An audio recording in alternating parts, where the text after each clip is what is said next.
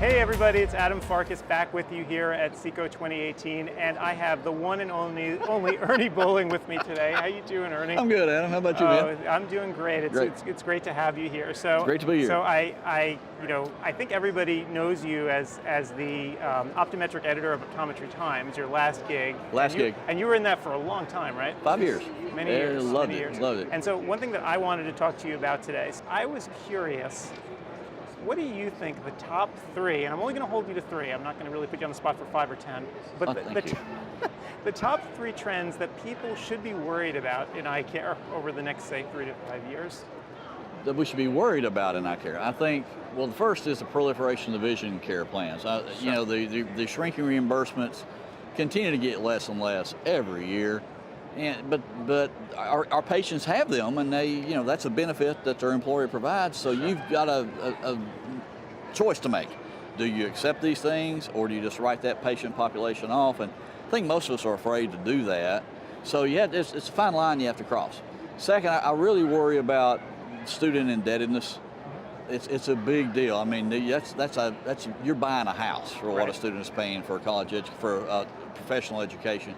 So, and I think not a trend to worry about because I'm writing a journal about it, but I think there's going to be more and more corporate ODs, more and more corporate opportunities, especially in urban areas. I mean, there's no private practices left in urban areas. The costs are just too high. So you have a new journal, and it's very unusual in eye care for new journals to come around, right? I mean, it happens. Rare. So it's First very one rare. in a long time. Yeah. So I mean, it's kind of cool. So it's called Electrify, right? Yes. And so how did you actually wind up doing this? What was the The impetus for this was they kind of approached me and said, it's an underserved market. Right. The corporate optometrists have been kind of ignored by the profession for a long time and wanted to do something about that and wanted to show people that people who practice in corporate settings do great work, see a great number of patients, provide great care for their patients, and so that's why we wanted to write it. We wanted to make it a journal that's more clinically oriented, a lot of peer-reviewed stuff in it, but also some columns and things to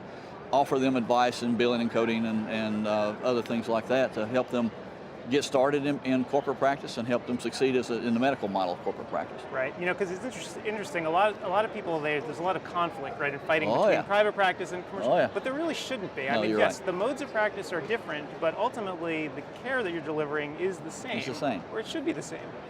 I've always said it matters not one hill of beans where you practice, it's how you practice.